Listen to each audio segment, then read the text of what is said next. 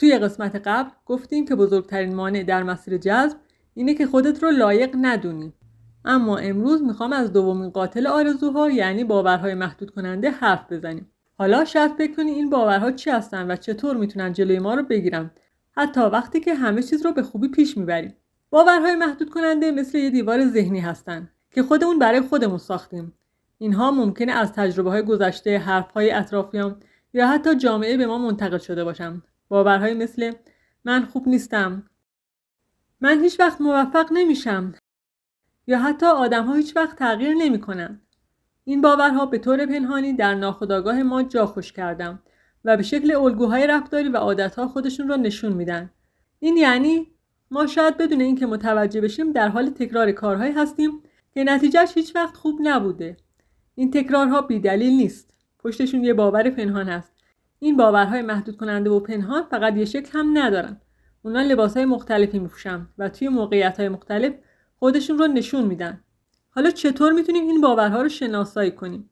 بیایید اول این باورها رو دسته‌بندی کنیم که راحت‌تر بشناسیمشون. اولین دسته باورهای محدود کننده درباره خودمون و استعدادهامون هست. مثلا من همیشه بدشانسم. من به اندازه کافی خوب نیستم. من کافی نیستم. من مهم نیستم. من هیچ وقت نمیتونم کار بزرگ انجام بدم. من استعداد موفقیت ندارم. باهوش نیستم. ثابت قدم نیستم. اینا باورهایی هستن که مثل یک زنجیر به ما متصل میشن و مانع از حرکت ما به سمت اهدافمون میشن. وقتی میگی من، باید حواست باشه چی رو به خودت داری وصل میکنی، چه برچسبی داری به خودت میزنی و از جهان میخوای چه شرایطی برات به وجود بیاره تا من ذهنیت رو به خودت ثابت کنه. وقتی میگی من بدشانسم، یعنی ای جهان برای من شرایطی به وجود بیار که توی اون شرایط من بدشانس دیده بشم. یعنی باورهای محدود کننده پیشبینی‌هایی هستن که خودت برای آیندت میسازی. پس تو محدود به اون چیزی که باورداری هستی. باورهای دسته دوم باورهای محدود کننده درباره پول هستن. باورهای مثل پول خوب نیست، پول چرک کف دسته، یا حتی اگه پولدار بشم همه ازم قرض میخوان. آدمهای پولدار بیرحم و بدن. بعد یه فرصت سرمایه‌گذاری خوب برات پیش میاد، اما اون باورهای قدیمی باعث میشن که نسبت به اون فرصت حس خوبی نداشته باشی.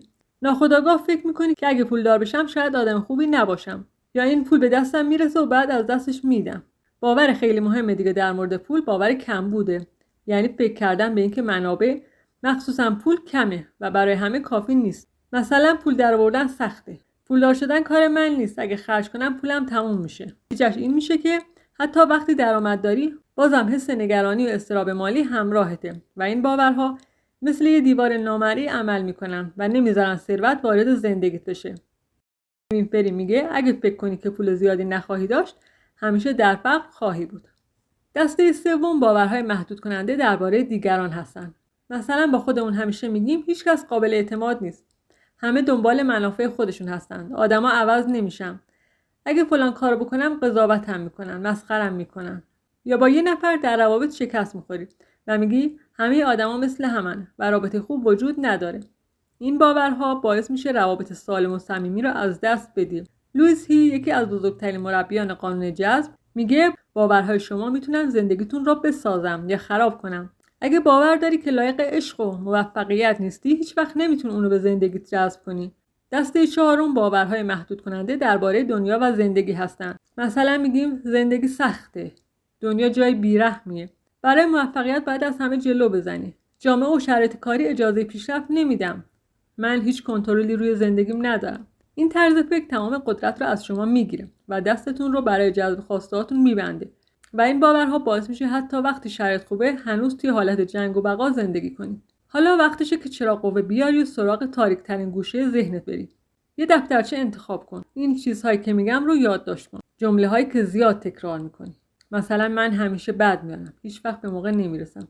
احساسهایی رو بنویس که سر موقعیت‌های خاص داری و اون احساس‌ها هی برات تکرار میشن.